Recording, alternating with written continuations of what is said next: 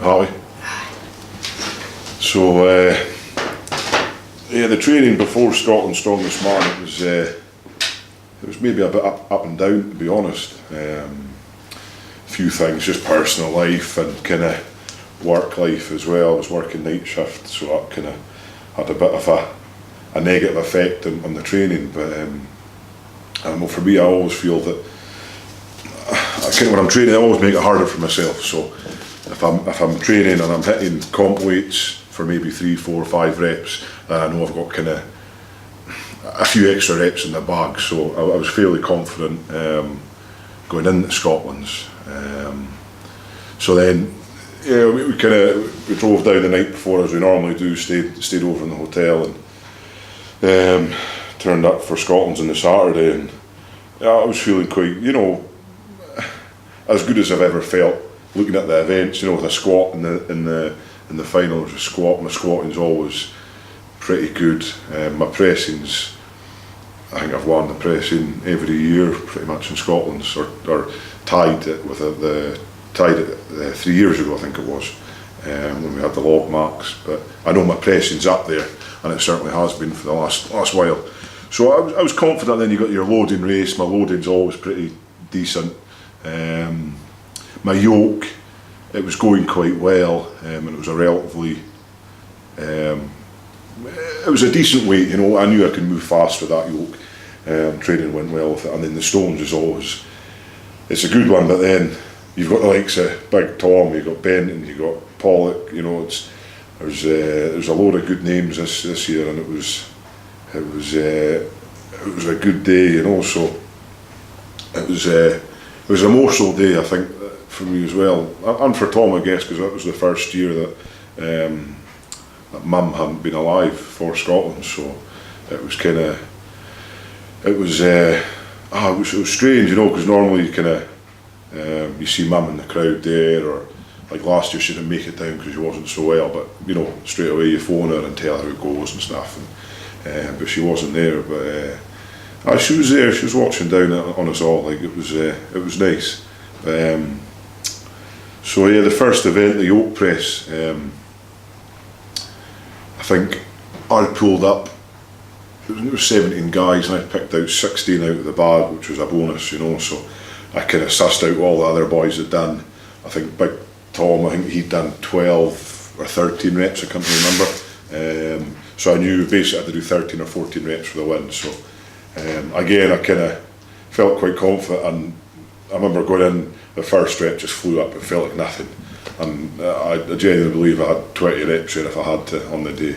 It was, for me, it was light, it did feel light. So that was off to a good start, and then we had the yoke. So again, we did some warm-ups with the yoke, and Stuart Murray, his yokes are always like top notch. I mean, he makes he always seems to have the best kind of kit, so it's solid. Stuart's yokes are just solid, and they're so nice to run with. And I mean, I felt like I could fly with it. I mean, again, it was Tom and I think we were up last because we'd come first and second in the yoke press. And I think the other thing, it was maybe 8 or 9 seconds. The previous guys, the fastest times were, and I think Tom and myself were kind of 5 or 6 seconds. And it was initially Big Cherry was the referee, so he timed it, and he had me as a faster time. But to me, it did look like Tom won it, and I thought, Tom had put me just at the line. He kind of dipped forward and just got me. But initially I'd been awarded the first place, which was, I was delighted with. But then it was actually my sister Nikki that had recorded it, and she said to me, she says, I think Tom won.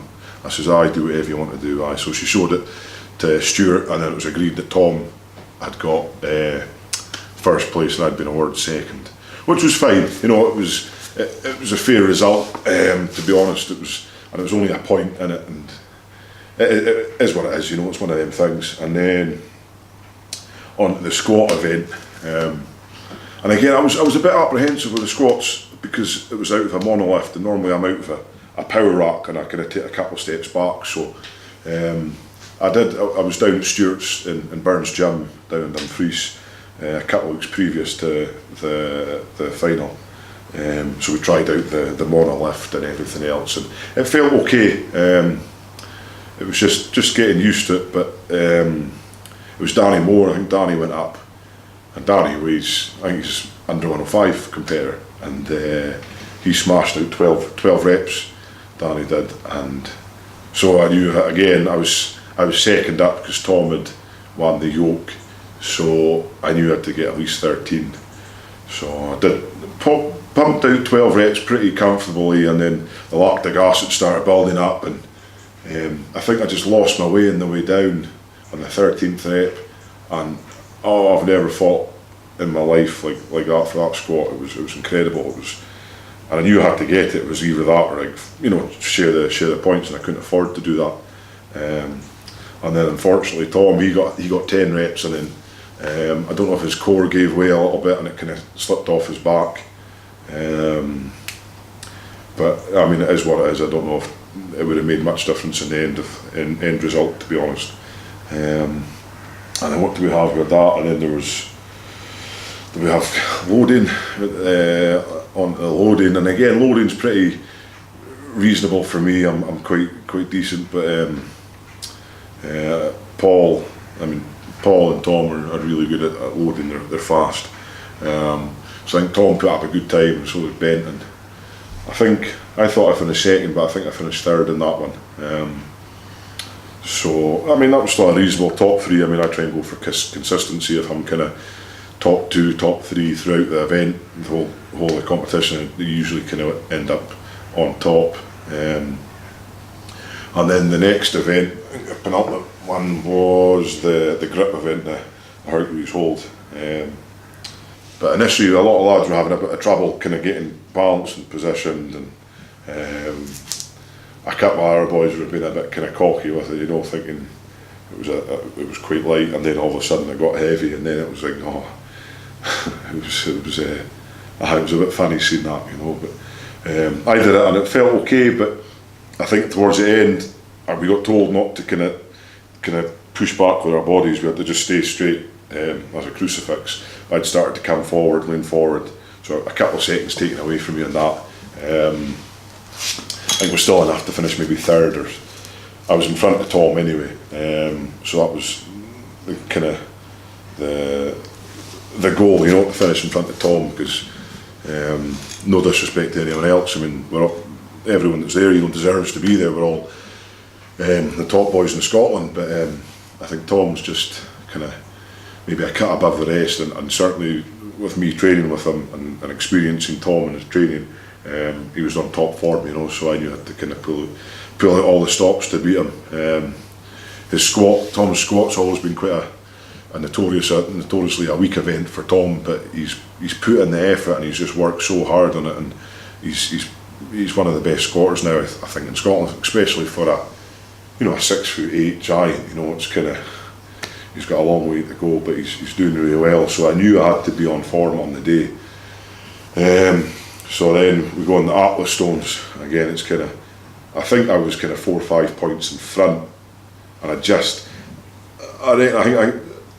Tom and I were the last ones to go again in the stones, because it was first and second. So it was up to the 200 stone, and no one up until us had loaded the stone, which was, I was a wee bit kind of surprised at that from 2016. There's a lot of boys loaded it, so maybe it was just a bit of, maybe a lot of guys kind of hamstrings and kind of backs kind of cramping up, because there was a lot of squatting and in the yoke, and even the sandbag carries, it's kind of, it does take it out of you. So anyway, I just needed to load the 180 in a reasonable time, and I would have won it. But to me, I don't kind of go in any event half-hearted. If I need to load one stone, I'll still try and load all the stones. That's how I want to finish on a high. And so it went really well. I loaded the 180. It felt relatively light, and then the 200. I remember lifting it up and just sat with it in my lap for a second, and I thought, this is going to go up no problem, and just threw it up. It was like, at the time, it felt like it was a 100 kilo stone. It was nothing, and And it was, to me, I mean, I don't want to sound kind of cocky or anything, but I think it was one of my most, I'd say, dominating performances in Scotland's. Especially, this year, everyone, and it happens every year, everyone's saying, this is my year, and blah, blah, blah. And it's right enough, I'm glad the boys are saying that because it spurs me on more. I see all the guys training, I see, a big Paul Benton and John Pollock, and obviously we've trained with Tom and Zaki, and, everyone's training really hard, and it spurs us on, it spurs me on to, training to 100% or 120% of what I can do, and I welcome it, I welcome the challenge, and these other boys saying that they're going to take my title, and that's what I see it as now. It's my title, it's and it will be my title until I decide otherwise. That's how I see it. I don't think people say, they work hard. People say that they put in every bit of effort they can do. I know a lot of guys do, don't get me wrong, but I know I've banged on about it before in my work life and stuff, but I know other boys have worked offshore. I've worked offshore since I've started doing Strongman, and I'm away, at least half the year. I'm not at home. I don't have the privilege of training in a fully equipped gym for Strongman. So I'm going up against guys that's had basically half a year training more than me, and I'm still kind of coming up trumps, and I think that just shows that I don't know, people can say talent or genetics or whatever else it is, but to me it's not. It's the want to win. It's not just.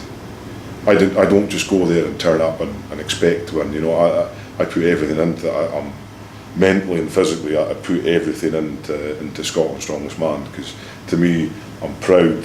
Everywhere I go, I'm proud to be Scottish, and the fact that I can say I'm a 5-time Scotland's Strongest Man, a consecutive Scotland's Strongest Man, is something that I'm proud of, and I'll be able to. I'll have that for the rest of my life, regardless if I win it another 5 times. If that happens, it happens. But no one else has won it 5 times in a row, and for me, that's a massive achievement. I'm looking back kind of 6 years ago when I started this journey, I suppose, whatever you want to call it. It's beyond my wildest dreams. I'm getting the chance to compete with Brian Shaw and Thor, and all these other guys. Martin's Lisa's now, he's up and coming. And it's even the British guys. I mean, look at Eddie Hall. I get the privilege of competing with Eddie and Big Terry and Laws. It's like, and for me, 6 years ago when the journey started, it's like I just did a couple of local competitions, and it's just kind of taken off from there. And I'm very grateful to the likes of Stuart Murray. The very first time I went down to the qualifier in Burns Gym in Dumfries, didn't know anyone there at all, and I messaged Stuart and says, I want to compete. I put my name down, and again, I've said before, it was quite an intimidating environment to be in, and Stuart being Stuart, just welcoming me in, and just made me feel at home 100%, and because I know we can all be prima donnas, and I know we can all be we have our moments that we kind of huff and puff, and it does get a bit heated, but we're all grown men, testosterone fueled men. We're all wanting to win, we're all wanting to be that Scotland's Strongest Man, be the Britain's Strongest Man, be the world's Strongest Man. That's Eddie Hall says it's the most alpha status in the world to be the world's strongest man.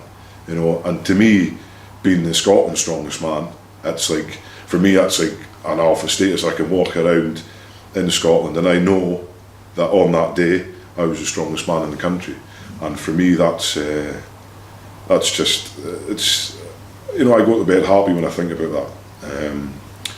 Especially now in the days of like social media, everything's kind of recorded now, and we're getting the chance that Scotland's Strongest Man's getting filmed now, and we're getting really good quality footage. So it's things like that it's going to be there for generations to see now if they want to, to look back in 20, 30 years and see who the strongest was, and see what weights were lifted, and how far that the kind of the evolution has progressed, you know, the strength evolution and everything.